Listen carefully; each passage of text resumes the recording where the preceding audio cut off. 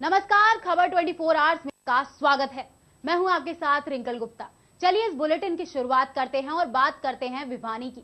भिवानी के railway road पर देर रात एक होटल मालिक से 25 लाख की फिरौती मांगने और गोली चलाने का मामला सामने आया है। आपको बता दें कि रेलवे रोड पर व्यापारी पुलिस की अब तक की कार्रवाई से संतुष्ट नहीं है। इसी मामले में कांग्रेस की विधायक दल की नेता किरण चौधरी ने पीड़ित व्यापारी से मुलाकात की। होटल मालिक अर्जुन दास ने बताया कि उससे 2 दिन पहले फोन पर किसी ने 25 लाख की फिरौती मांगी थी। होटल मालिक ने कहा कि मैं तो छोटा सा ढाबा चलाने वाला हूँ, मेरे पास पैसे कहां से आएंगे। फिर उन्होंने यहाँ आकर 3 फायर की। इस मामले को लेकर होटल मालिक एसपी साहब से मिले। बेटे से जो है ना 25 लाख रुपए की डिमांड की गई, तो बेटे ने ये कहा अगर 25 लाख रुपए हमारे पास होते तो ये हम क्या दुकान पे बर्तन ही धोते, और मतलब अगर इतनी हमारी गुंजाइश होती तो हमने ये बर्तन कोई धोने। बड़े वाला लड़का कुदरती बाहर जाने की तय, वो दिल्ली जा रहा था, रास्ते में उसको पता लगा। छोटे वाला बेटा कभी दुकान पे बैठता नहीं वो था, तो उसके पास आए। वो उसके पास आके ये कहा कि भाई शेठ कहाँ है। उसने कहा बोलो क्या काम है। उसने कहा भी वो मोटा कहाँ है। बेटा मेरा थोड़ा हेल्थी है, उसको मोटा के नाम से उसने पुकारा और यही कहा कि भी उन्होंने कहा वो तो बाहर गया हुआ है। तो उसने बस वो गैन, वो लोही खोल रखी थी, लोही में से गैन निकाली, वो पिस्टल निकाली और उसको कह देना पहलवान है। पहला फायर हवा में किया था। पहला फायर हवा में किया और 2 फायर फिर उन्होंने अंदर। दूसरा फायर मेरे ऊपर किया, मैं साइड में हो गया। ये कुदरती निशान भी है गोली का। और फायर उन्होंने 3 किए हैं, 2 फायर दुकान की तरफ किए हैं, 1 फायर ऊपर हवाई फायर। और 3 आदमी थे, बाइक पे थे। एक ने बाइक संभाल रखी, बाइक के ऊपर फिर दोनों के पास हथियार। नहीं देखा, कोई मतलब ही नहीं है, कोई किसी प्रकार की मेरी किसी के साथ दुश्मनी नहीं है। मैं तो एक छोटा ढाबे वाला हूँ, मेरी क्या गुंजाइश है। एसपी साहब से मिले थे, उन्होंने हमारे को 1 घंटा तक मतलब उनके साथ बातचीत हुई। उन्होंने आश्वासन दिया और अच्छा आश्वासन दिया भी आप चिंता ना करो, आपको किसी प्रकार की कोई दिक्कत नहीं आने देंगे भी। और भी कोई दिक्कत हो तो हम आपके पास बैठे हैं। उसमें पुलिस ने उस टाइम कोई कार्रवाई मतलब ज़्यादा मजबूती से ली नहीं। अगर ये मजबूती से लेते तो ये घटना ही नहीं होनी थी, दुकान पे गोली का कांड ही नहीं होना था। और फिर मैं तो एक छोटा गरीब ढाबे वाला हूँ, मेरे से इतनी उम्मीद कर कैसे ली उन लोगों ने। और एक मतलब बर्तन धोने वाला आदमी मतलब इतनी बड़ी मतलब उसके साथ इतनी बड़ी घटना हो जाए भी, मतलब वो क्या कर सकते हैं। कांग्रेस के विधायक दल की नेता किरण चौधरी ने बताया कि यहाँ सरेआम गोली चलाना काफी गलत है, इसकी मैं निंदा करती हूँ। जल्दी से जल्दी आरोपियों को गिरफ्तार किया जाना चाहिए। उन्होंने कहा कि मेरी एसपी साहब से बात हुई है, आश्वासन दिया है कि आरोपियों को जल्द ही गिरफ्तार कर लिया जाएगा। कड़ी शब्दों में मैं निंदा करती हूँ और जिस तरह से लॉ एंड ऑर्डर इतना जबरदस्त तरीके से ब्रेकडाउन हो रहा है, ये बहुत ही सोच की बात है कि भिवानी जैसे शहर में जहाँ अमन चैन की बात होती है और मतलब सारा कभी इस बात ऐसी वारदातों का सुना ही नहीं। साथ जो हुआ और खास तौर से इस तरह से कि जब ये गए और इनको बुला चुपड़ा के वापस भेज दिया गया, तो ये तो गलत बात है। और जिन लोगों ने FIR उस समय दर्ज करनी चाहिए थी, कार्रवाई उनके खिलाफ सख्त होनी चाहिए। एसपी साहब से बात हुई है और एसपी जो है अच्छा अफसर है, उन्होंने पूरा विश्वास दिलवाया कि 1-2 दिन के अंदर अंदर वो लोग पकड़े जाएंगे। ठीक है। पटौदी में खुले बोरवेल और कुएं के कारण एक के बाद एक हादसे होने के मामलों को सर्वोच्च न्यायालय ने गंभीरता से लेते हुए आवश्यक दिशा निर्देश भी जारी किए थे।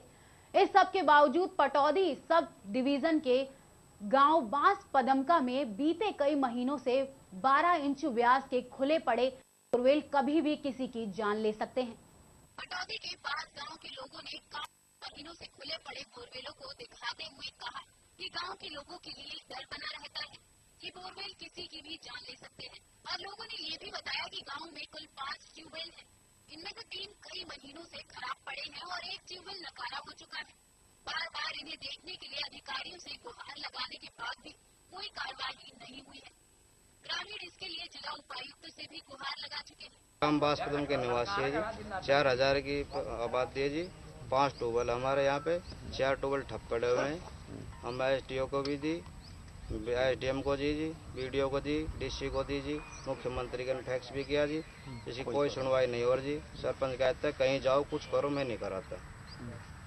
बस वो सब लेडीज जाती है जी, दूर से पानी लाता, कोई भरा रहता, कोई भरने देता। ये ठप पड़े हैं जी सारे।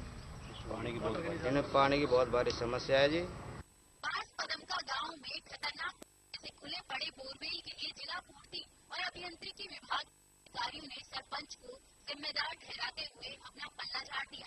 साथ ही उन्होंने ये भी कहा कि गांव की जलापूर्ति, ट्यूबवेल खर्च सहित देखभाल के लिए प्रति माह प्रति ट्यूबवेल 24,000 रूपए दिए जाते हैं। पटौदी के एसडीएम कैप्टन मनोज कुमार का कहना है कि खुले बोरवेल का मामला जानकारी में आया है। क्यों और किन हालातों में ये बोरवेल खुले हुए पड़े हैं, इसकी संबंधित अधिकारियों से रिपोर्ट तलब की गई। उन्होंने बात को स्वीकार भी किया कि खुले बोरवेल और कुओं को नहीं ढक्कन डालने की आदेशों की अनदेखी किया जाना है। ऐसी लापरवाही किसी भी कीमत पर सहन नहीं की जा सकती है। इस मामले में जो भी दोषी होगा या जिसकी भी लापरवाही साबित होगी, उसके खिलाफ सख्त से सख्त कार्रवाई की जाएगी। जी अब और चारों खराब पड़ा है और हम ये बच्चा खेल रहे, हमारा बच्चा फंस जाएगा तो हम कहाँ से ले आएंगे? हैं? हम पानी खातर डोलना की तक कुआं पर 8 महीना होगा खराब हो गया। बता दीजिए सरपंच को क्या कराम? हमारी कोई सुनाई नहीं करता। रास्ता की सब फुट्टी पड़ी है, गंद पीवा हम तो। कितने बोर है, कितने खराब पड़े यहाँ पे? 5 बोर है, 4 खराब पड़े हैं, एक सही हो। एक का पानी पूछता नहीं, कहीं का मोटर है कहीं का नहीं, तो पानी पुग गई नहीं। हम तो पानी गरीब आदमी से गरीब आदमी हम क्या करा? हमारा खान का ही ना पूरा पड़े तो मोटर कितने ले आवांगा? अंधेरे की बानगी अगर देखनी है तो पटौदी खंड के बांसपदम गांव में आइए, जहां पर खुले बोर किसी भी हादसे को निमंत्रण देते हुए दिखाई दे रहे हैं। मानेसर में हुए माही कांड को इतना बवाल मचा था तो तुरंत प्रशासन ने कार्रवाई करते हुए कहा था कि जितने भी खुले बोर हैं उन पर उचित कार्रवाई की जाए और उनको बंद करने का प्रावधान किया था। अब देखना यह है कि प्रशासन की खुद की लापरवाही को प्रशासन क्या खुद दंडित कर पाएगी, ये तो आने वाला समय ही बताएगा। कैमरामैन मीर सिंह के साथ खबर 24 आवर्स के लिए पटौदी से रफीक खान की रिपोर्ट। स्वाइन फ्लू ने यमुनानगर जिले में पूर्ण रूप से अपने पैर पसार लिए हैं। ऐसे में यमुनानगर से पिछले 10 दिनों में स्वाइन फ्लू से 4 मौतें सामने आई हैं।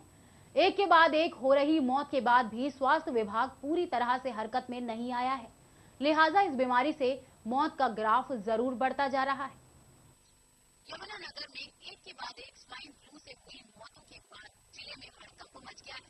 आपको बता दें कि 10 दिनों के अंदर ही 4 लोगों की स्वाइन फ्लू से मौत हो चुकी है, जबकि 1 दर्जन से ज्यादा लोग अभी निजी अस्पतालों में इलाज के लिए भर्ती हैं।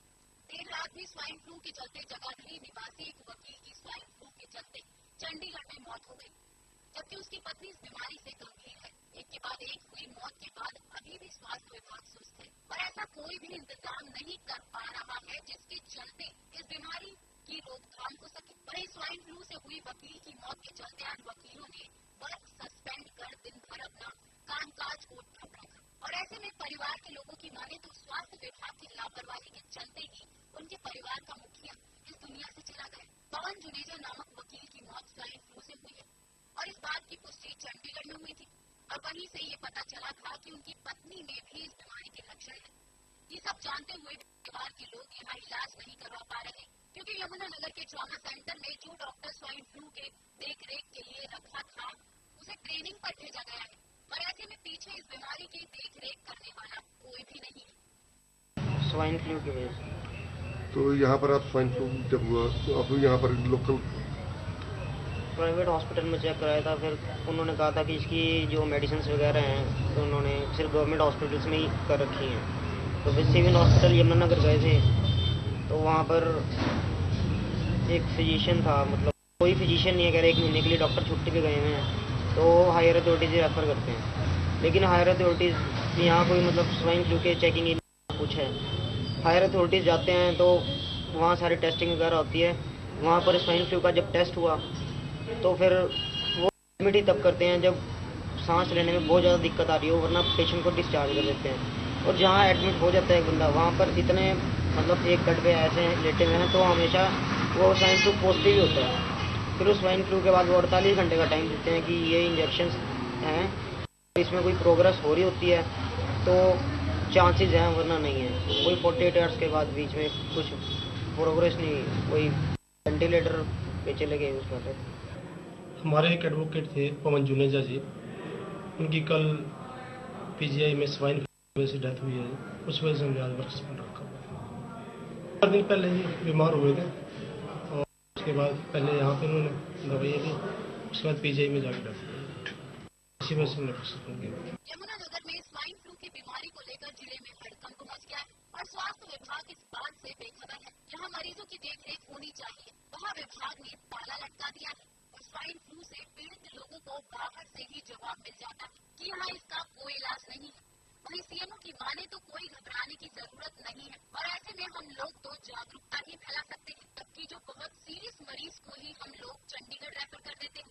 लेकिन वे भूल रहे हैं कि इस बीमारी से पीड़ित लोगों को घर पे रहकर ही इलाज करवाना पड़ रहा है।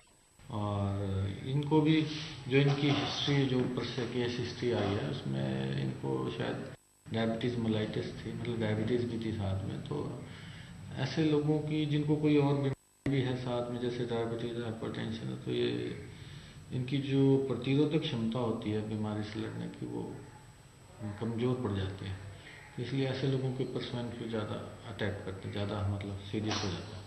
कॉलेज प्रशासन की लापरवाही के चलते रेवाड़ी दिल्ली रोड स्थित केएलपी कॉलेज में कॉलेज के छात्रों और कुछ शरारती तत्वों के बीच झगड़ा हो गया। इस झगड़े में शरारती तत्वों ने कॉलेज के छात्रों को चाकू और डंडों से हमला कर दिया।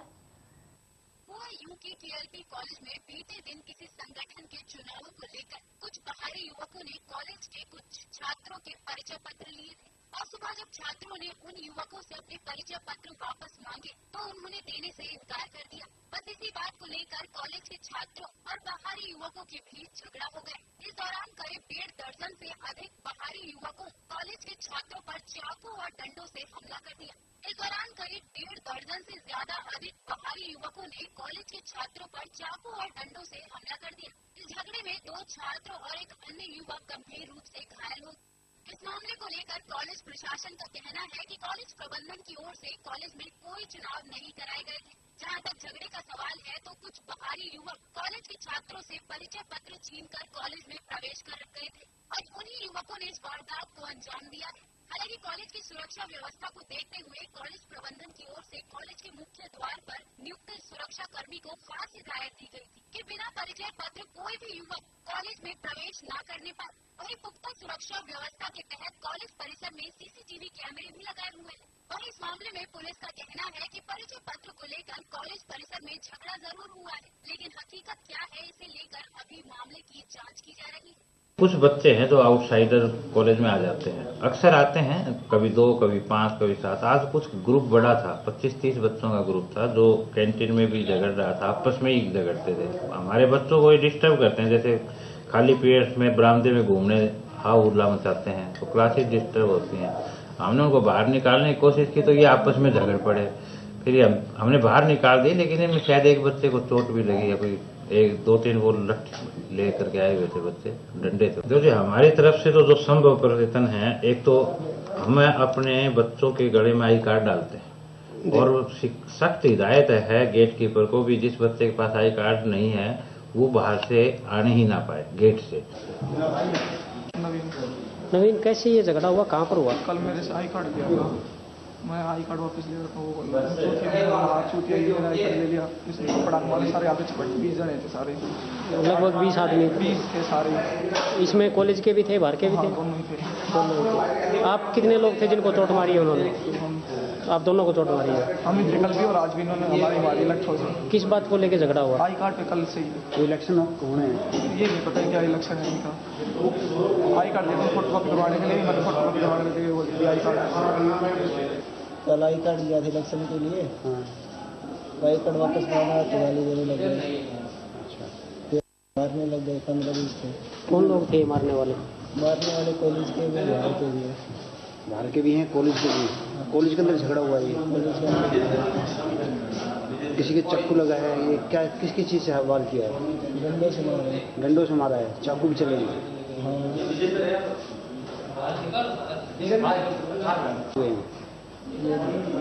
कितने लोग थे मारने वाले? तकरीबन 15 लोग। घायल कितने हुए? आपके साथ कितने लोग थे जिनको उन्होंने चोट मारी है? एक पता नहीं था। केएलपी कॉलेज लड़ाई झगड़ा ऐसा है कि ऐसा सुना है कि इनका कल कोई इलेक्शन हुआ था, उसके इनने कोई आई कार्ड यानी कि इकट्ठे कर रखे थे, तो ये वापस ले रहे थे, उसको इनकी तुर्तुमैन हुई है, लड़ाई झगड़ा हमको शुरू हुआ है। तो इसके बारे में हम तफ्तीश कर रहे हैं इसका क्या कितना दोष है, क्या है। 2 एक बच्चों को चोट भी लगी। बात सबको शेयर करके जो जाएगा कार्रवाई करें। बाहर के लोग भी इसमें शामिल बताए गए हैं? ऐसा हमें से कुछ नहीं पता है, पता कर रहे हैं। इस बुलेटिन में वक्त हो चला है एक छोटे से ब्रेक का, कहीं मत जाइएगा।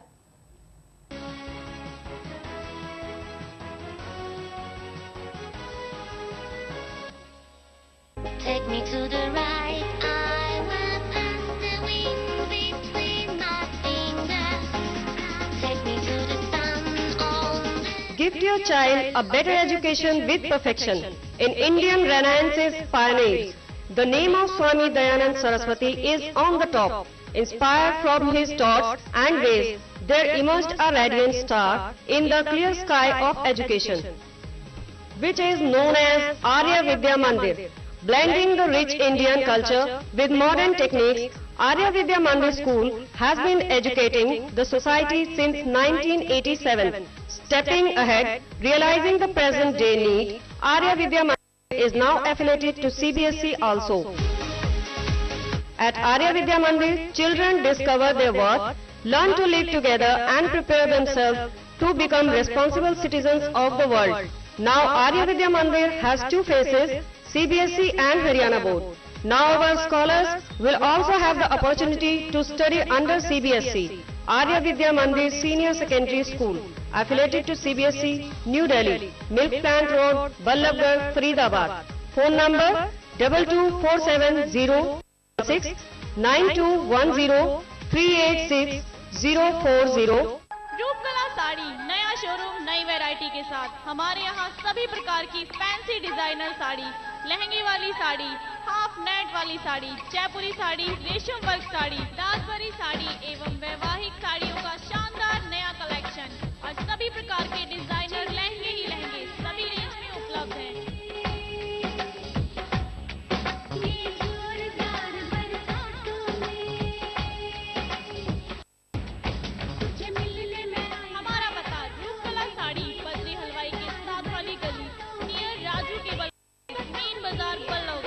हमारा नंबर है 9212259746 01292244276। मुझे बहुत अच्छा लगा है। मैं कई दुकानों पे भी होके आई हूँ मार्केट में, लेकिन मुझे यहाँ सबसे अच्छा ज़्यादा सामान मिला है। काफ़ी वैरायटीज़ मिली है यहाँ पे और मतलब आगे भी मैं यहाँ से मतलब यहीं से शॉपिंग करूँगी। रेट के मामले में बहुत अच्छी है, बहुत मतलब सस्ता मतलब यहाँ पे मिल रहा है कि और ज़्यादा मैंने मतलब पहले भी और मार्केट में पता किया है तो वहाँ के मुकाबले बहुत सस्ता मिल रहा है।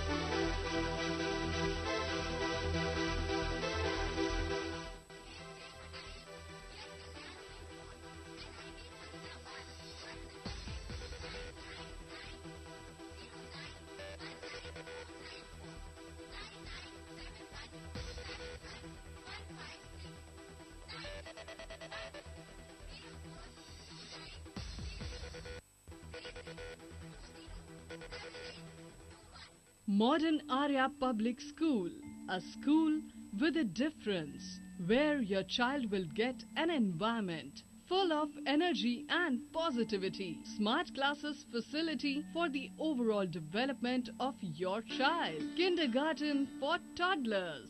Sports and spacious activity area. Well-equipped science laboratory. Huge and knowledge-filled library. Computer science labs. Transport facility in Faridabad. Modern Arya Public School situated in the lush green fields of Aravali, where the natural and bright atmosphere gives your child the opportunity to grow and achieve heights. Excellent results every year in CBSE board exams under the guidance of Principal Mrs. Anisha Malik and a vast experience in the field of education of Mr. Amod Jha.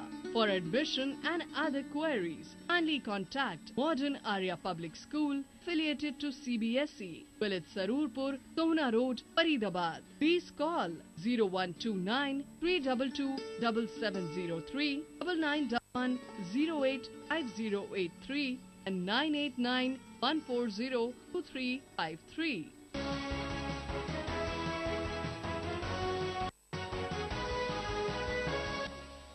Break के बाद आपका फिर से स्वागत है। गुड़गांव में एपीकॉन 2015 का आगाज हो गया।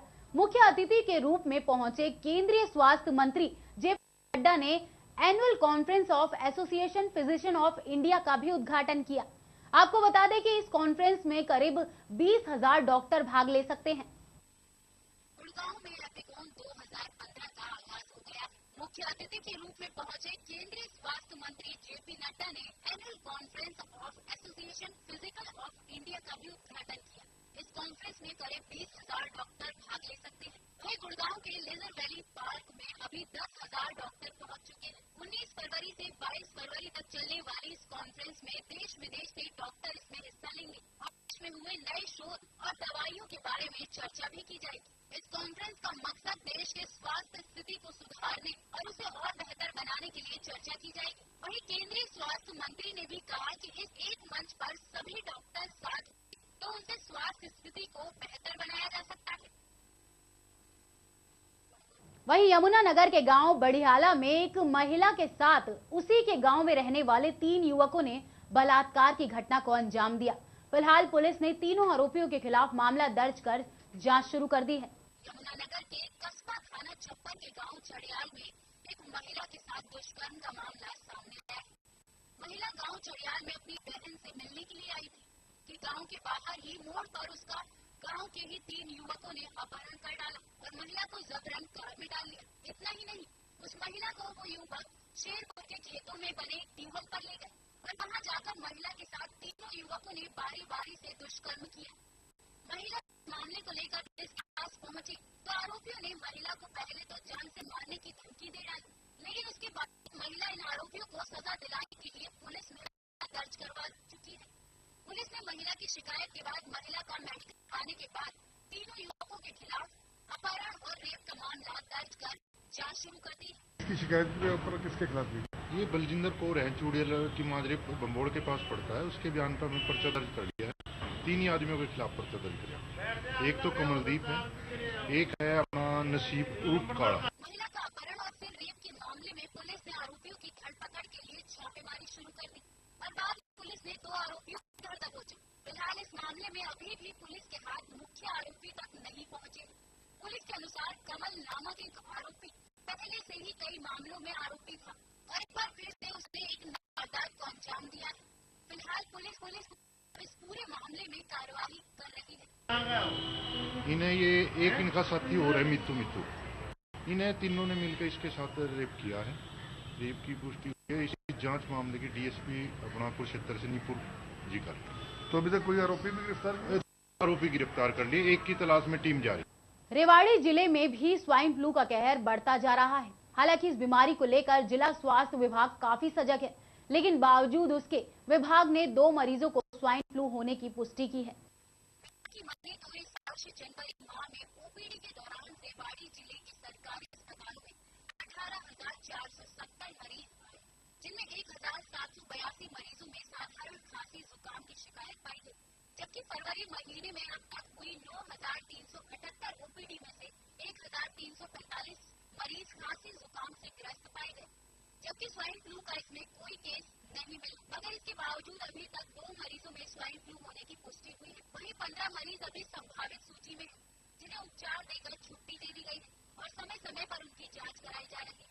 स्वाइन फ्लू की 3 स्टेज होती है।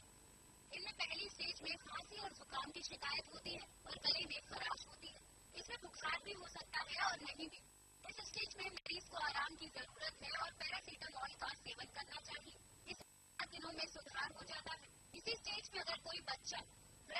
या फिर कोई गर्भवती महिला है तो उसे टेमीफ्लू दवा देनी जरूरी है। दूसरी स्टेज में ऊपरी लक्षण तो होंगे ही, साथ ही बुखार 100 से अधिक होगा। वहीं तीसरी स्टेज में मरीज के बलगम में खून आना शुरू हो जाता है। इस स्थिति में मरीज को अस्पताल में एडमिट करना जरूरी हो जाता है। हालांकि इस बीमारी की रोकथाम के लिए विभाग द्वारा सभी निजी अस्पतालों, चिकित्सकों और सरकारी स्कूलों के मुखियाओं के माध्यम से जागरूकता अभियान चलाया जा रहा है ताकि लोग सजग होकर समय रहते बचाव कर सकें। रेवाड़ी जिले के अंदर अब तक स्वाइन फ्लू के 7 केसेज हैं टोटल, जिसमें से 2 कन्फर्म हैं और 5 सस्पेक्टेड है। इसके अलावा जो फीवर के केसेस थे डाउटफुल, उनको मैं 10 केसेस थे, उनको मैं ट्रीटमेंट टेमीफ्लू दे चुका हूँ। जो 7 केसेस थे टोटल सारे ठीक हैं, कोई डेथ नहीं है और अंडर ट्रीटमेंट है। एक पेशेंट रात को स्टार्ट किया है, बाकी का ट्रीटमेंट कंप्लीट हो चुका है। तो कितने, जैसे जनवरी में आप बता रहे थे कितने पेशेंट आए थे, कितने खांसी जुकाम से प्रभावित थे जिनको अलग से देखा? जनवरी के अंदर ओपीडी टोटल 18,470 की है, जिसके अंदर सिंपल खांसी जुकाम विदाउट स्वाइन फ्लू 1782 है और फरवरी के अंदर 9,398 ओपीडी है, जिसमें से खांसी जुकाम के 1,345 है। 18 फरवरी तक की रिपोर्ट। स्वाइन फ्लू के मेन लक्षण यह है, इसकी स्वाइन फ्लू की 3 स्टेज होती है, ए, बी और सी। फर्स्ट स्टेज के अंदर सिंपल बॉडी एक होता है जो खांसी और जुकाम होता है और गले में खराश होती है। टेम्परेचर हो भी सकता है माइल्ड और नहीं भी हो सकता है। ये फर्स्ट स्टेज है। इस स्टेज के अंदर क्या रेस्ट करना चाहिए पेशेंट को और सिंपल पैरास्टामोल लें, ये 5 to 7 डेज के अंदर इम्प्रूवमेंट हो जाएगा। इसी स्टेज के अंदर कंडीशन ये है कि अगर इस फर्स्ट स्टेज के अंदर बच्चा 5 साल से कम उम्र का है या उम्र पेशेंट की 65 से ऊपर है या प्रेग्नेंट लेडी है, अस्थमेटिक पेशेंट है, डायबिटीज का है, हाइपरटेंशन का है या कोई लंग डिजीज है, उस पेशेंट को टेमीफ्लू देना जरूर। वहीं नारनौल में कंप्यूटर वेलफेयर एसोसिएशन की जिला स्तरीय मीटिंग का आयोजन चितवन वाटिका में किया गया, जिसमें सैकड़ों की संख्या में कंप्यूटर टीचरों ने हिस्सा लिया। एसोसिएशन के जिला प्रधान अमित यादव ने बताया कि उनके लगातार 2 महीने के संघर्ष के आगे सरकार और विभाग को झुकना पड़ा। साथ ही ट्रस्ट कंपनियों को कॉन्ट्रैक्ट की शर्तें पूरा न करने की वजह से बाहर किया गया। प्रधान ने ये भी बताया कि उनका यह आंदोलन स्कूलों का बहिष्कार तब तक जारी रखेगा जब तक उनका बकाया 14 महीने का वेतन और कंपनियों द्वारा वेतन से वसूले गए 24,000 रुपए हमें वापस नहीं मिल जाते। साथ ही विभाग सरकार के द्वारा हमें उचित पॉलिसी के तहत नहीं रखता। अगर सरकार ने हमारी इन मांगों को नहीं माना तो 26 फरवरी को प्रदेश के सभी सरकारी स्कूलों में लगे कंप्यूटर टीचरों द्वारा जेल भरो आंदोलन किया जाएगा। साथ ही मुख्यमंत्री आवास का घेराव भी किया जाएगा।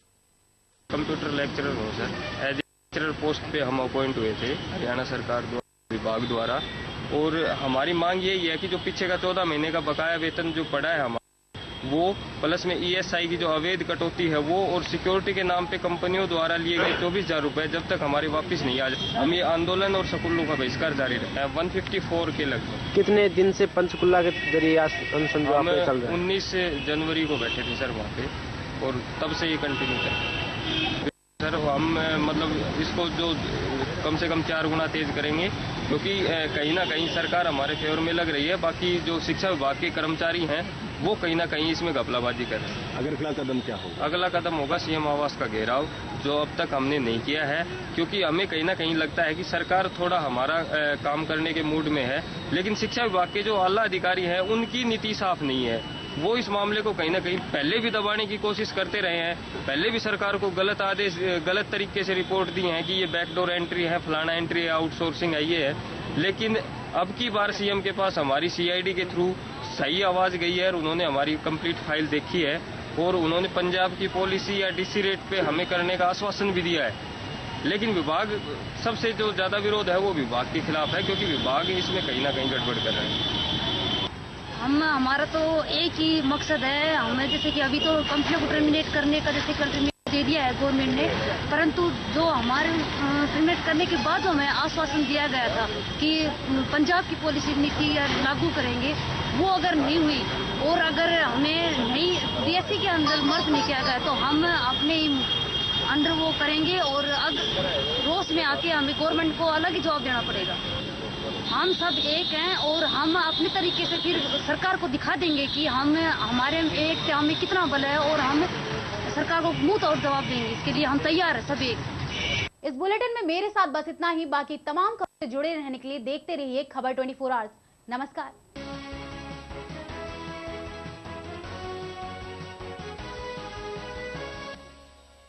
Take me to the right, I will pass the wind between my fingers. Take me to the sun on the... Gift your child a better education with perfection in Indian Renaissance's pioneers. The name of Swami Dayanand Saraswati is on the top. Inspired from his thoughts and ways, there emerged a radiant star in the clear sky of education, which is known as Arya Vidya Mandir.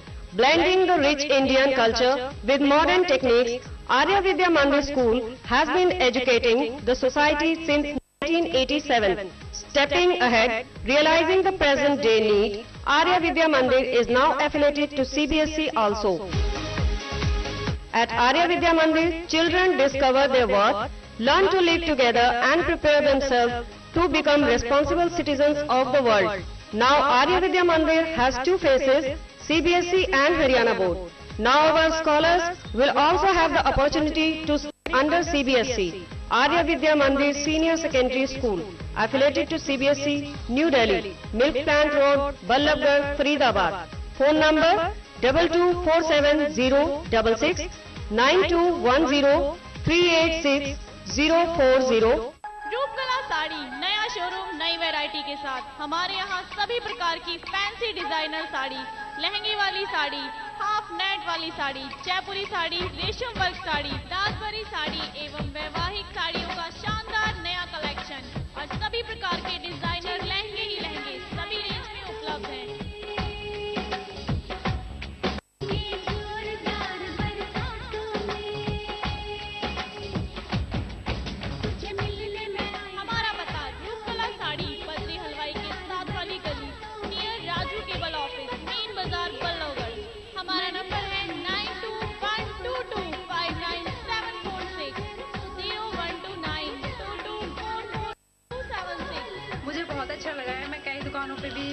Market में, लेकिन मुझे यहाँ सबसे अच्छा ज़्यादा सामान मिला है। काफ़ी वैरायटीज मिली है यहाँ पे और मतलब आगे भी मैं यहाँ से मतलब यहीं से शॉपिंग करूँगी। रेट के मामले में बहुत अच्छी है, बहुत मतलब सस्ता मतलब यहाँ पे मिला है कि और ज़्यादा मैंने मतलब पहले भी और मार्केट में पता है तो वहाँ के मुकाबले बहुत सस्ता मिला है।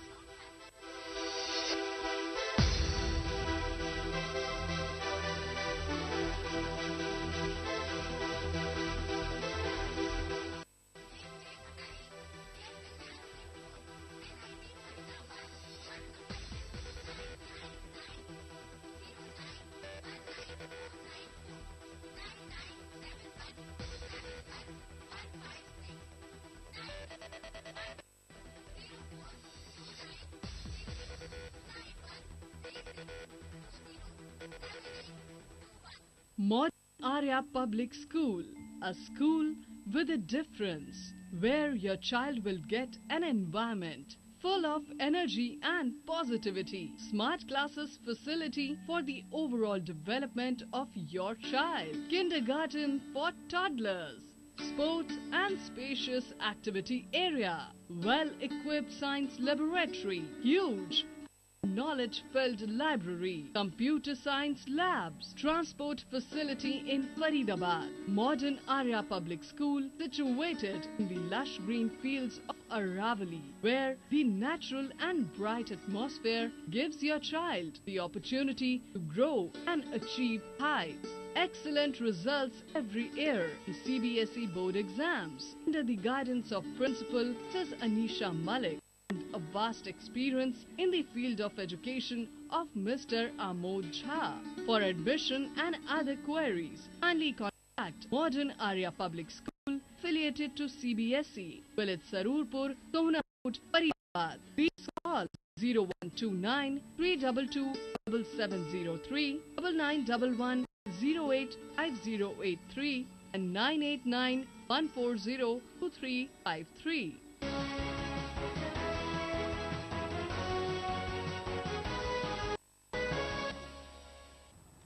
नमस्कार, खबर 24 आवर्स में आपका स्वागत है।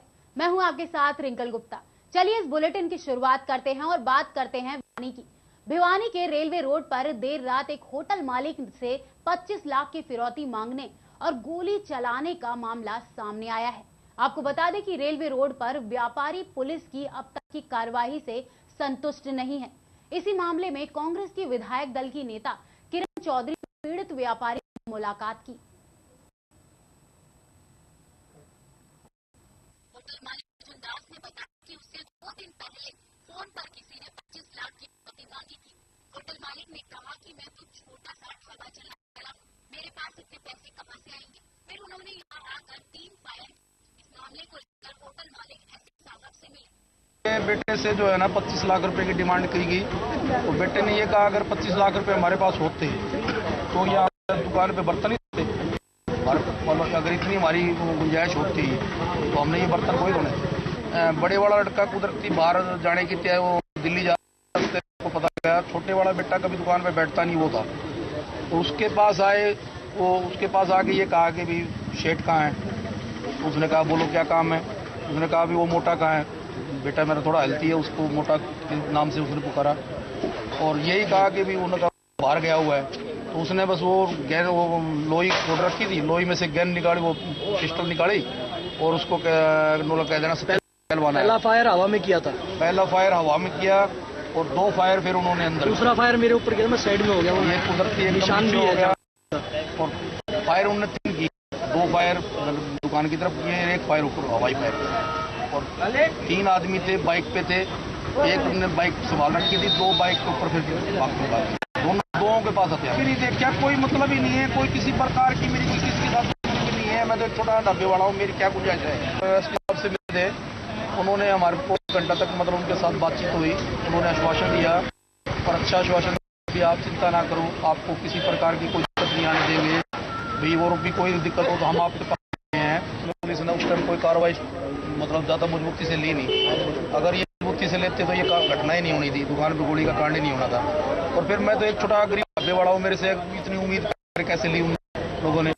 और एक मतलब बर्तन धोने वाला आदमी मतलब इतनी बड़ी मतलब उसके साथ इतनी घटना हो जाए भी मतलब और क्या कर सकते हैं। कांग्रेस के विधायक दल की नेता किरण चौधरी ने बताया कि यहाँ सरेआम गोली चलाना काफी गलत है, इसकी मैं निंदा करती हूँ। जल्दी से जल्दी आरोपियों को गिरफ्तार किया जाना चाहिए। उन्होंने कहा कि मेरी एसपी साहब से बात हुई है, उन्होंने आश्वासन दिया है कि आरोपियों को जल्द ही गिरफ्तार कर लिया जाएगा। कड़ी शब्दों में मैं निंदा करती हूँ और जिस तरह से लॉ एंड ऑर्डर इतना जबरदस्त तरीके से ब्रेकडाउन हो रहा है, ये बहुत ही है कि भिवानी जैसे शहर में जहाँ अमन चैन की बात होती है और मतलब सारा कभी इस बात ऐसी वारदातों का सुना ही नहीं।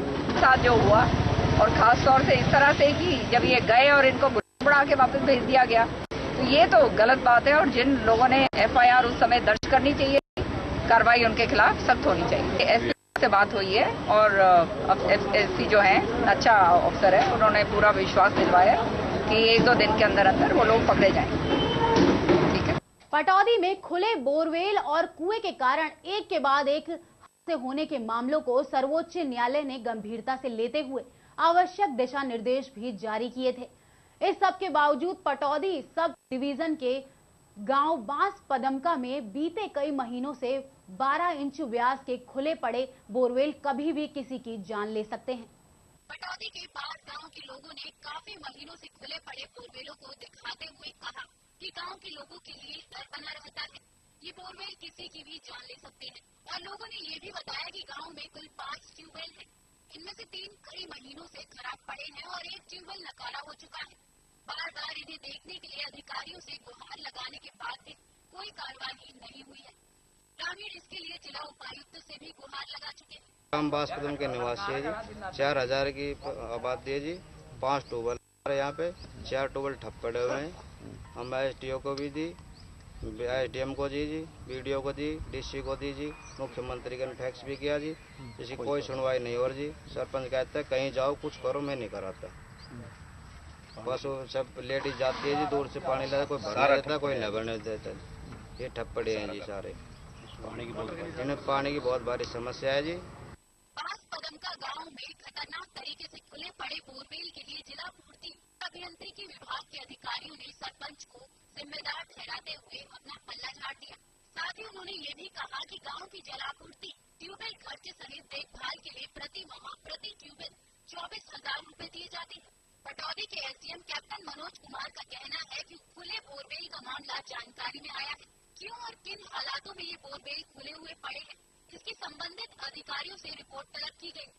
उन्होंने इस बात को स्वीकार भी किया कि खुले बोरवेल और कुओं को नहीं ढकना न्यायालय के आदेशों की अनदेखी किया जाना है। ऐसी लापरवाही किसी भी कीमत पर सहन नहीं की जा सकती है। इस मामले में जो भी दोषी होगा या जिसकी भी लापरवाही साबित होगी उसके खिलाफ सख्त से सख्त कार्रवाई की जाएगी। जी अब और चारों खराब पड़ा है और हम ये बच्चा खेल रहे हैं, हमारा बच्चा फंस जाएगा तो हम कहाँ से ले आएंगे? हम पानी डोलना की तक कुआ पर 8 महीने खराब हो गए। बताइए सरपंच को क्या कराम? हमारी कोई सुनाई नहीं करता, रास्ता सब फुट्टी पड़ी है, गद पीवा हम तो। कितने बोर है, कितने खराब पड़े यहाँ पे? 5 बोर है, 4 खराब पड़े हैं, एक सही हो, एक का पानी पूछता नहीं। कहीं का मोटर है, कहीं का नहीं। हम तो बिना मोटर का हमारा तो पानी पुग गई नहीं। कैसा मान लिया हम तो पानी गरीब आदमी से, गरीब आदमी हम क्या करा और खान का पूरा पड़े तो मोटर अंधेरे की बानगी अगर देखनी है तो पटौदी खंड के बासपदम का गांव में आइए, जहां पर खुले बोर किसी भी हादसे को निमंत्रण देते हुए दिखाई दे रहे हैं। मानेसर में हुए माही कांड को लेकर इतना बवाल मचा था तो तुरंत प्रशासन ने कार्रवाई करते हुए कहा था कि जितने भी खुले बोर हैं उन पर उचित कार्रवाई की जाए और उनको बंद करने का प्रावधान किया था। अब देखना यह है कि प्रशासन की खुद की लापरवाही को प्रशासन क्या खुद दंडित कर पाएगी, ये तो आने वाला समय ही बताएगा। कैमरामैन मीर के साथ खबर 24 आवर्स के लिए पटौदी से रफीक खान की रिपोर्ट। स्वाइन फ्लू ने यमुनानगर जिले में पूर्ण रूप से अपने पैर पसार लिए हैं। ऐसे में यमुनानगर से पिछले 10 दिनों में स्वाइन फ्लू से 4 मौतें सामने आई हैं। एक के बाद एक हो रही मौत के बाद भी स्वास्थ्य विभाग पूरी तरह से हरकत में नहीं आया है, लिहाजा इस बीमारी से मौत का ग्राफ जरूर बढ़ता जा रहा है। यमुनानगर में एक के बाद एक स्वाइन फ्लू से हुई मौतों के बाद जिले में हड़कंप मच गया है। आपको बता दें कि 10 दिनों के अंदर ही 4 लोगों की स्वाइन फ्लू से मौत हो चुकी है, जबकि 1 दर्जन से ज्यादा लोग अभी निजी अस्पतालों में इलाज के लिए भर्ती हैं। देर रात भी स्वाइन फ्लू के चलते जगाधरी निवासी एक वकील की स्वाइन फ्लू के चलते चंडीगढ़ में मौत हो गई, जबकि उसकी पत्नी इस बीमारी से गंभीर है। एक के बाद एक हुई मौत के बाद अभी भी स्वास्थ्य विभाग सुस्त है और ऐसा कोई भी इंतजाम नहीं कर पा रहा है जिसके चलते इस बीमारी की रोकथाम हो सके। वहीं स्वाइन फ्लू से हुई वकील की मौत के चलते आज वकीलों ने वर्क सस्पेंड कर दिन भर अपना कामकाज को ठप रखा और ऐसे में परिवार के लोगों की माने तो स्वास्थ्य विभाग की लापरवाही के चलते ही उनके परिवार का मुखिया इस दुनिया से चला गया। पवन जुनेजा नामक वकील की मौत स्वाइन फ्लू से हुई है और इस बात की पुष्टि चंडीगढ़ में हुई थी और वहीं से ये पता चला था कि उनकी पत्नी में भी इस बीमारी के लक्षण हैं। ये सब जानते हुए भी परिवार के लोग यहाँ इलाज नहीं करवा पा रहे क्योंकि यमुनानगर के ट्रॉमा सेंटर में जो डॉक्टर स्वाइन फ्लू के देखरेख के लिए रखा था उसे ट्रेनिंग पर भेजा गया है और ऐसे में पीछे इस बीमारी की देखरेख करने वाला कोई भी नहीं है। स्वाइन की वजह से तो यहाँ पर आप स्वाइन फ्लू जब हुआ तो आप यहाँ पर लोकल प्राइवेट हॉस्पिटल में चेक कराया था, फिर उन्होंने कहा था कि इसकी जो मेडिसिन वगैरह हैं तो उन्होंने सिर्फ गवर्नमेंट हॉस्पिटल्स में ही कर रखी हैं। तो फिर सिविल हॉस्पिटल यमुनानगर गए थे तो वहाँ पर एक फिजिशियन था, मतलब कोई फिजिशियन नहीं है, कह रहे 1 महीने के लिए डॉक्टर छुट्टी पे गए हुए हैं, तो हायर अथॉरिटी से रेफर करते हैं। लेकिन हायर अथॉरिटीज़ यहाँ कोई मतलब स्वाइन फ्लू के चेकिंग ही नहीं है, ना कुछ है। हायर अथॉरिटीज़ जाते हैं तो वहाँ सारी टेस्टिंग वगैरह होती है। वहाँ पर स्वाइन फ्लू का जब टेस्ट हुआ तो फिर वो एडमिट ही तब करते हैं जब सांस लेने में बहुत ज़्यादा दिक्कत आ रही हो, वरना पेशेंट को डिस्चार्ज कर देते हैं। और जहाँ एडमिट हो जाता है एक बंदा, वहाँ पर इतने मतलब एक बेड पे ऐसे लेटे हुए हैं तो हमेशा वो स्वाइन फ्लू पॉजिटिव ही होता है। फिर उस स्वाइन फ्लू के बाद वो 48 घंटे का टाइम देते हैं कि ये इंजेक्शन हैं, अगर इसमें कोई प्रोग्रेस हो रही होती है तो चांसेस हैं, वरना नहीं है। कोई 48 आवर्स के बाद बीच में कुछ प्रोग्रेस नहीं, कोई वेंटिलेटर पे चले गए उस पर। हमारे एक एडवोकेट थे पवन जुनेजा जी, उनकी कल पीजीआई में स्वाइन फ्लू की वजह से डेथ हुई है। उस वजह से हमने आज वर्क सस्पेंड रखा हुआ है। 4 दिन पहले ही बीमार हुए थे और उसके बाद पहले यहाँ पे उन्होंने दवाई ली, उसके बाद पीजीआई में जाकर डेथ हुई। इसी वजह से हमने वर्क सस्पेंड किया। यमुनानगर में स्वाइन फ्लू की बीमारी को लेकर जिले में हड़कंप मच गया है और स्वास्थ्य विभाग इस बात से बेखबर है। यहाँ मरीजों की देखरेख होनी चाहिए, वहाँ विभाग ने ताला लटका दिया है। स्वाइन फ्लू से पीड़ित लोगों को बाहर से ही जवाब मिल जाता है कि यहाँ इसका कोई इलाज नहीं है। भाई सीएमओ की माने तो कोई घबराने की जरूरत नहीं है और ऐसे में हम लोग तो जागरूकता ही फैला सकते हैं, जबकि जो बहुत सीरियस मरीज को ही हम लोग चंडीगढ़ रेफर कर देते हैं। लेकिन मैं भूल रही हूँ कि इस बीमारी से लोगों को घरों में रहकर ही इलाज करवाना पड़ रहा है। और इनको भी जो इनकी हिस्ट्री, जो ऊपर से केस हिस्ट्री आई है, उसमें इनको शायद डायबिटीज़ मेलाइटिस थी, मतलब डायबिटीज़ भी थी साथ में। तो ऐसे लोगों की जिनको कोई और बीमारी भी है साथ में, जैसे डायबिटीज़, हाइपरटेंशन, तो ये इनकी जो प्रतिरोधक क्षमता होती है बीमारी से लड़ने की, वो कमज़ोर पड़ जाती है। तो इसलिए ऐसे लोगों के ऊपर स्वाइन ज़्यादा अटैक करते, ज़्यादा मतलब सीरियस। कॉलेज प्रशासन की लापरवाही के चलते रेवाड़ी के दिल्ली रोड केएलपी कॉलेज में कॉलेज के छात्रों और कुछ शरारती तत्वों के बीच झगड़ा हो गया। इस झगड़े में शरारती तत्वों ने कॉलेज के छात्रों को चाकू और डंडों से हमला कर दिया। यूके केएलपी कॉलेज में बीते दिन किसी संगठन के चुनावों को लेकर कुछ बाहरी युवकों ने कॉलेज के छात्रों के परिचय पत्र लिए थे। आज सुबह जब छात्रों ने उन युवकों ने परिचय पत्र वापस मांगे तो उन्होंने देने से इनकार कर दिया। बस इसी बात को लेकर कॉलेज के छात्रों और बाहरी युवकों के बीच झगड़ा हो गया। इस दौरान करीब 1.5 दर्जन से अधिक बाहरी युवकों कॉलेज के छात्रों पर चाकू और डंडों से हमला कर दिया। इस दौरान करीब 1.5 दर्जन से ज्यादा अधिक बाहरी युवकों ने कॉलेज के छात्रों पर चाकू और डंडों से हमला कर दिया। इस झगड़े में 2 छात्र और एक अन्य युवक गंभीर रूप से घायल हो गया।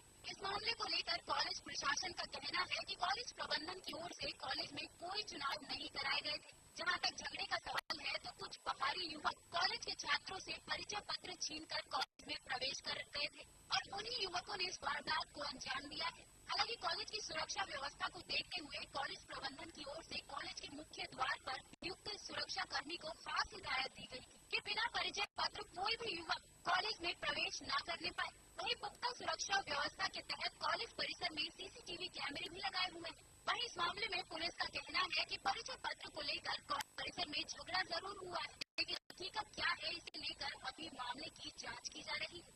कुछ बच्चे हैं जो आउटसाइडर कॉलेज में आ जाते हैं, अक्सर आते हैं, कभी 2, कभी 5, कभी 7। आज कुछ ग्रुप बड़ा था, 25-30 बच्चों का ग्रुप था जो कैंटीन में भी झगड़ रहा था, आपस में ही झगड़ते थे। हमारे बच्चों को डिस्टर्ब करते हैं, जैसे खाली पीरियड्स में बरामदे में घूमने हाव हुल्ला मचाते हैं तो क्लासेस डिस्टर्ब होती हैं।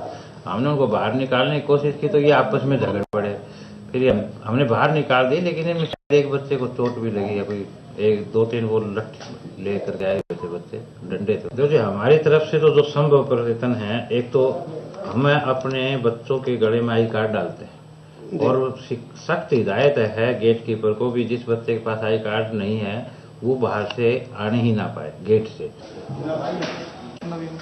नवीन, कैसे ये झगड़ा हुआ, कहाँ पर हुआ? कल मेरे से आई कार्ड दिया था, मैं आई कार्ड वापस ले रहा था, वो चूतिया ले लिया, इसने कपड़ा वाले सारे आगे चपट 20 जने थे सारे, लगभग 20 आदमी 20 थे सारे। इसमें कॉलेज के भी थे, बाहर के भी थे? दोनों थे। आप कितने लोग थे जिनको चोट मारी है उन्होंने? आप दोनों को चोट मारी है? हम कल भी और आज भी इन्होंने हमारी मारी लट्ठों से। किस बात को लेकर झगड़ा हुआ? आई कार्ड पे कल से ही। इलेक्शन कौन है ये नहीं पता क्या इलेक्शन है इनका। आई कार्ड देते फोटो कॉपी करवाने के लिए, मैंने फोटो कॉपी करवाने के लिए आई कार्ड। कल आई कार्ड दिया था इलेक्शन के लिए, भाई कार्ड वापस कराना, दिवाली देने लग गए। फिर मारने लग गए 15-20 को। कौन लोग थे मारने वाले? मारने वाले कॉलेज के भी, बाहर के भी है। बाहर के भी हैं, कॉलेज के भी। कॉलेज के अंदर झगड़ा हुआ है ये? कॉलेज के अंदर किसी के चाकू लगा है, ये क्या किसकी चीज़ से वार किया है? डंडों से मारा है। डंडों से मारा है, चाकू भी चलेंगे।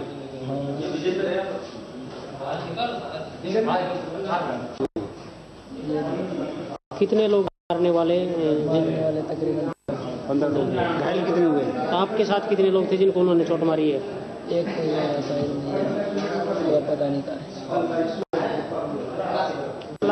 कॉलेज में लड़ाई झगड़ा ऐसा है, ऐसा सुना है कि इनका कल कोई इलेक्शन हुआ था, उसके इनने कोई कार्ड यानी कि ठंडे कटा के थे, तो ये वापस ले रहे थे, उसको इनकी तुर्तुमैन हुई है, लड़ाई झगड़ा हमको शुरू हुआ है। तो इसके बारे में हम तफ्तीश कर रहे हैं इसका क्या कितना है। दो एक बच्चों को चोट भी लगी, कार्रवाई कर। बाहर के लोग भी इसमें शामिल बताए गए हैं? ऐसा अभी से कुछ नहीं पता है, पता कर रहे हैं। इस बुलेटिन में वक्त हो चला है एक छोटे से ब्रेक का, कहीं मत जाइएगा।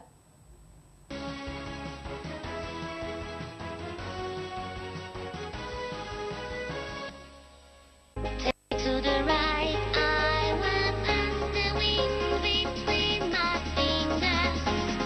Take me to the sun. All Gift your child a better education with perfection. In Indian Renaissance's pioneers, the name of Swami Dayanand Saraswati is on the top. Inspired from his thoughts and ways, there emerged a radiant star in the clear sky of education, which is known as Arya Vidya Mandir. Blending the rich Indian culture with modern techniques, Arya Vidya Mandir School has been educating the society since 1987. Stepping ahead, realizing the present day need, Arya Vidya Mandir is now affiliated to CBSE also. At Arya Vidya Mandir, children discover their worth, learn to live together and prepare themselves to become responsible citizens of the world. Now Arya Vidya Mandir has two faces, CBSE and Haryana board. Now our scholars also have the opportunity to study under CBSE. Arya Vidya Mandir Senior Secondary School, affiliated to CBSE, New Delhi, Milk Plant Road, Ballabgarh, Faridabad. Phone number 224706 9210 386 040. Roopkala sari नया showroom नई variety के साथ। हमारे यहाँ सभी प्रकार की fancy designer sari, लहंगे वाली साड़ी, हाफ नेट वाली साड़ी, जयपुरी साड़ी, रेशम वाली साड़ी, दासवारी साड़ी एवं वैवाहिक साड़ियों का शानदार नया कलेक्शन और सभी प्रकार के डिजाइन लहंगे ही लहंगे सभी रेंज उपलब्ध है।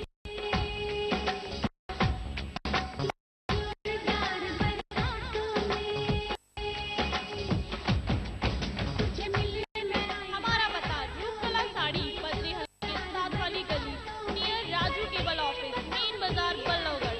हमारा नंबर है 9212259746 012922444276। मुझे बहुत लगा है, मैं कई दुकानों पे भी होके आई हूँ मार्केट में, लेकिन मुझे यहाँ सबसे अच्छा ज़्यादा सामान मिला है। काफ़ी वैरायटीज़ मिली है यहाँ पे, और मतलब आगे भी मैं यहाँ से मतलब यहीं से शॉपिंग करूँगी। रेट के मामले में बहुत अच्छी है, बहुत मतलब सस्ता मतलब यहाँ पे मिला है कि, और ज़्यादा मैंने मतलब पहले भी और मार्केट में पता किया है तो वहाँ के मुकाबले बहुत सस्ता मिला है।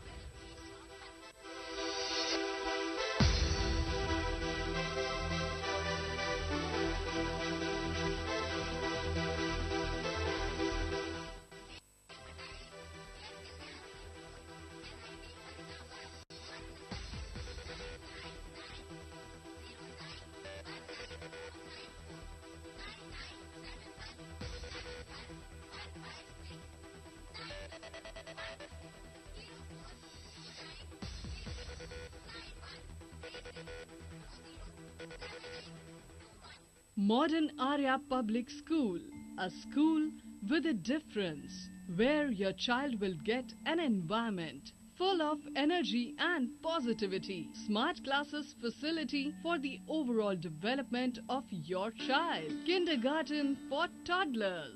Sports and spacious activity area. Well-equipped science laboratory. Huge and knowledge-filled library. Computer science labs. Transport facility in Faridabad. Modern Arya Public School situated in the lush green fields of Aravali, where the natural and bright atmosphere gives your child the opportunity to grow and achieve heights. Excellent results every year. The CBSE board exams under the guidance of Principal Ms. Anisha Malik and a vast experience in the field of education of Mr. Amod Jha. For admission and other queries, kindly contact Modern Arya Public School affiliated to CBSE, Vilit Sarurpur, Sohna Road, Faridabad. Please call 0129 322 7703, 9911 085083 and 989 140 2353.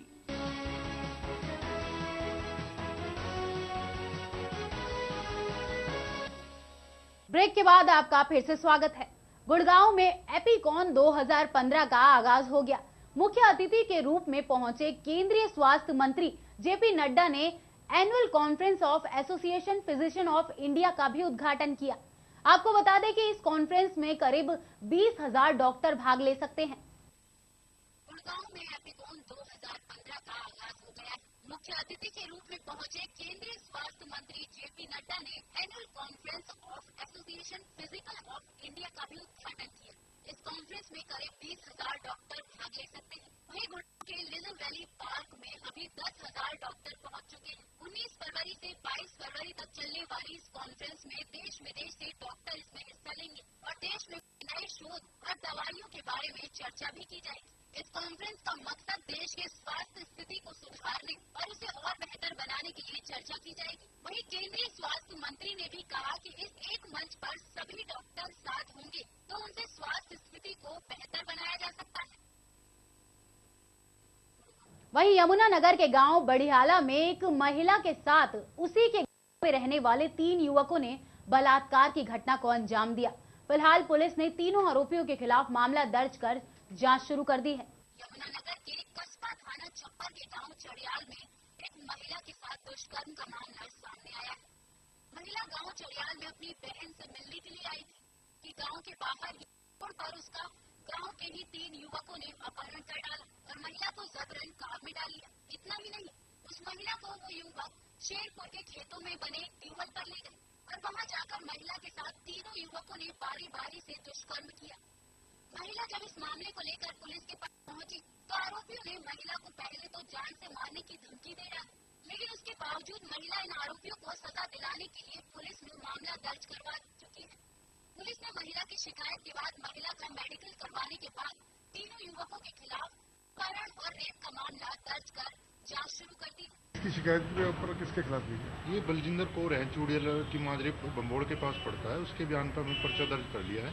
3 ही आदमियों के खिलाफ पर्चा दर्ज किया।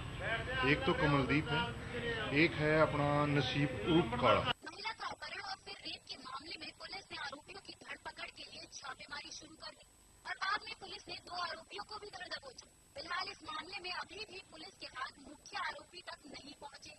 Police के अनुसार कमल नामक एक आरोपी पहले से ही कई मामलों में आरोपी था और एक बार फिर से उसने एक नई वारदात को अंजाम दिया है। फिलहाल पुलिस अब इस पूरे मामले में कार्रवाई कर रही है। इन्हें ये एक इनका साथी हो रहा है मित्तू। इन्हें तीनों ने मिलकर इसके साथ रेप किया है। रेप की पुष्टि हो गई है। इसकी जांच मामले की डीएसपी अपना कुरुक्षेत्र से नीपुर जी कर। तो अभी तक कोई आरोपी भी गिरफ्तार? 2 आरोपी गिरफ्तार कर लिए, एक की तलाश में टीम जारी। रेवाड़ी जिले में भी स्वाइन फ्लू का कहर बढ़ता जा रहा है। हालांकि इस बीमारी को लेकर जिला स्वास्थ्य विभाग काफी सजग है, लेकिन बावजूद उसके विभाग ने 2 मरीजों को स्वाइन फ्लू होने की पुष्टि की है। विभाग की माने तो इस वर्ष जनवरी माह में ओपीडी के दौरान रेवाड़ी जिले के सरकारी अस्पतालों में 18,470 मरीज आए, जिनमें 1,782 मरीजों में साधारण खांसी जुकाम की शिकायत पाई गई, जबकि फरवरी महीने में अब तक हुई 9,378 ओपीडी में से 1,345 मरीज खांसी जुकाम से ग्रस्त पाए गए, जबकि स्वाइन फ्लू का इसमें कोई केस नहीं मिला। मगर इसके बावजूद अभी तक 2 मरीजों में स्वाइन फ्लू होने की पुष्टि हुई है। वहीं 15 मरीज अभी संभावित सूची में हैं, जिन्हें उपचार देकर छुट्टी दे दी गई है और समय समय पर उनकी जांच कराई जा रही है। स्वाइन फ्लू की 3 स्टेज होती है। इनमें पहली स्टेज में खांसी और जुकाम की शिकायत होती है और गले में खराश होती है। इसमें बुखार सकता है और नहीं भी। इस स्टेज में मरीज को आराम की जरूरत है और पैरासीटामोल का सेवन करना चाहिए। इससे 7 दिनों में सुधार हो जाता है। इसी स्टेज में अगर कोई बच्चा, वृद्ध या फिर कोई गर्भवती महिला है तो उसे टेमी फ्लू दवा देनी जरूरी है। दूसरी स्टेज में ऊपरी लक्षण तो होंगे ही, साथ ही बुखार 100 से अधिक होगा। वहीं तीसरी स्टेज में मरीज के बलगम में खून आना शुरू हो जाता है। इस स्थिति में मरीज को अस्पताल में एडमिट करना जरूरी हो जाता है। हालांकि इस बीमारी की रोकथाम के लिए विभाग द्वारा सभी निजी अस्पतालों के चिकित्सकों और सरकारी स्कूलों के मुखियाओं के माध्यम से जागरूकता अभियान चलाया जा रहा है, ताकि लोग सजग होकर समय रहते अपना बचाव कर सकें। रेवाड़ी जिले के अंदर अब तक स्वाइन फ्लू के 7 केसेज हैं टोटल, जिसमें से 2 कन्फर्म हैं और 5 सस्पेक्टेड है। इसके अलावा जो फीवर के केसेस थे डाउटफुल, उनको मैं 10 केसेस थे, उनको मैं ट्रीटमेंट टेमी फ्लू दे चुका हूँ। जो 7 केसेस थे टोटल सारे ठीक हैं, कोई डेथ नहीं है और अंडर ट्रीटमेंट है। एक पेशेंट रात को स्टार्ट किया है, बाकी का ट्रीटमेंट कंप्लीट हो चुका है। तो कितने, जैसे जनवरी में आप बता रहे थे कितने पेशेंट आए थे, कितने खांसी जुकाम से प्रभावित थे, जिनको अलग से देखा? जनवरी के अंदर ओपीडी टोटल 4,470 की है, जिसके अंदर सिंपल खांसी जुकाम विदाउट स्वाइन फ्लू 1782 है और फरवरी के अंदर 9,398 ओपीडी है, जिसमें से खांसी जुकाम के 1,345 है।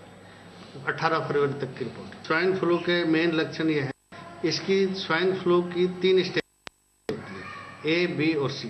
फर्स्ट स्टेज के अंदर सिंपल बॉडी एक होता है, जो खांसी और जुकाम होता है और गले में खराश होती है। टेम्परेचर हो भी सकता है माइल्ड और नहीं भी हो सकता है। ये फर्स्ट स्टेज है।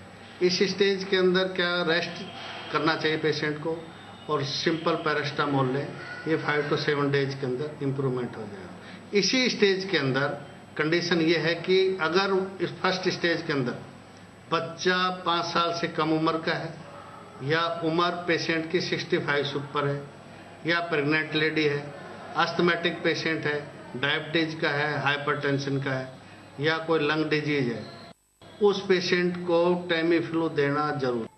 वहीं नारनौल में कंप्यूटर वेलफेयर एसोसिएशन की जिला स्तरीय मीटिंग का आयोजन चितवन वाटिका में किया गया, जिसमें सैकड़ों की संख्या में कंप्यूटर टीचरों ने हिस्सा लिया। एसोसिएशन के जिला प्रधान अमित यादव ने बताया कि उनके लगातार 2 महीने के संघर्ष के आगे सरकार और विभाग को झुकना पड़ा। साथ ही भ्रष्ट कंपनियों को कॉन्ट्रैक्ट की शर्तें पूरा न करने की वजह से बाहर किया गया। प्रधान ने ये भी बताया कि उनका ये आंदोलन स्कूलों का बहिष्कार तब तक जारी रखेगा जब तक उनका बकाया 14 महीने का वेतन और कंपनियों द्वारा अवैध तरीके से वसूले गए 24,000 रुपए हमें वापस नहीं मिल जाते। साथ ही विभाग और सरकार के द्वारा हमें उचित पॉलिसी के तहत नहीं रखकर अगर सरकार ने हमारी इन मांगों को नहीं माना तो 26 फरवरी को प्रदेश के सभी सरकारी स्कूलों में लगे कंप्यूटर टीचरों जेल भरो आंदोलन किया जाएगा। साथ ही मुख्यमंत्री आवास का घेराव भी किया जाएगा। कंप्यूटर लेक्चरर हूँ sir. As a lecturer post पे हम अपॉइंट हुए थे हरियाणा सरकार द्वारा, विभाग द्वारा, और हमारी मांग यही है कि जो पीछे का 14 महीने का बकाया वेतन जो पड़ा है हमारा, वो प्लस में की जो अवैध कटौती है वो, और सिक्योरिटी के नाम पे कंपनियों द्वारा लिए गए 24,000 रुपए जब तक हमारे वापस नहीं आ जाते हैं, हम ये आंदोलन और स्कूलों का बहिष्कार जारी रखते हैं। 154 के लगभग। कितने दिन से पंचकुला के जरिए अनशन चल रहा है? 19 जनवरी को बैठे थे सर वहाँ पे, और तब से ये बिल्कुल सर हम मतलब इसको जो कम से कम 4 गुना तेज करेंगे, क्योंकि कहीं ना कहीं सरकार हमारे फेवर में लग रही है। बाकी जो शिक्षा विभाग के कर्मचारी हैं वो कहीं ना कहीं इसमें घपलाबाजी कर रहे हैं। अगला कदम क्या होगा? अगला कदम होगा सीएम आवास का घेराव, जो अब तक हमने नहीं किया है, क्योंकि हमें कहीं ना कहीं लगता है कि सरकार थोड़ा हमारा काम करने के मूड में है, लेकिन शिक्षा विभाग के जो आला अधिकारी हैं उनकी नीति साफ नहीं है। वो इस मामले को कहीं ना कहीं पहले भी दबाने की कोशिश करते रहे हैं, पहले भी सरकार को गलत आदेश, गलत तरीके से रिपोर्ट दी है कि ये बैकडोर एंट्री है, फलाना एंट्री है, आउटसोर्सिंग है, ये है। लेकिन अब की बार सीएम के पास हमारी सीआईडी के थ्रू सही आवाज गई है और उन्होंने हमारी कंप्लीट फाइल देखी है, और उन्होंने पंजाब की पॉलिसी या डीसी रेट पे हमें करने का आश्वासन भी दिया है। लेकिन विभाग सबसे जो ज्यादा विरोध है वो विभाग के खिलाफ है, क्योंकि विभाग इसमें कहीं ना कहीं गड़बड़ कर रहे हैं। हमारा तो एक ही मकसद है, हमें जैसे कि अभी तो कंपनी को टर्मिनेट करने का जैसे टर्मिनेट तो दे दिया है गवर्नमेंट ने, परंतु जो हमारे टर्मिनेट करने के बाद हमें आश्वासन दिया गया था कि पंजाब की पॉलिसी नीति लागू करेंगे, वो अगर नहीं हुई और अगर हमें नहीं बीएससी के अंदर मर्ज नहीं किया गया तो हम अपने अंडर वो करेंगे और रोष में आके हमें गवर्नमेंट को अलग ही जवाब देना पड़ेगा। हम सब एक हैं और हम अपने तरीके से फिर सरकार को दिखा देंगे कि हमारे एक से हमें कितना बल है और हम सरकार को मुंह तोड़ जवाब देंगे। इसके लिए हम तैयार हैं सब एक। इस बुलेटिन में मेरे साथ बस इतना ही। बाकी तमाम खबरों से जुड़े रहने के लिए देखते रहिए खबर 24 आवर्स। नमस्कार।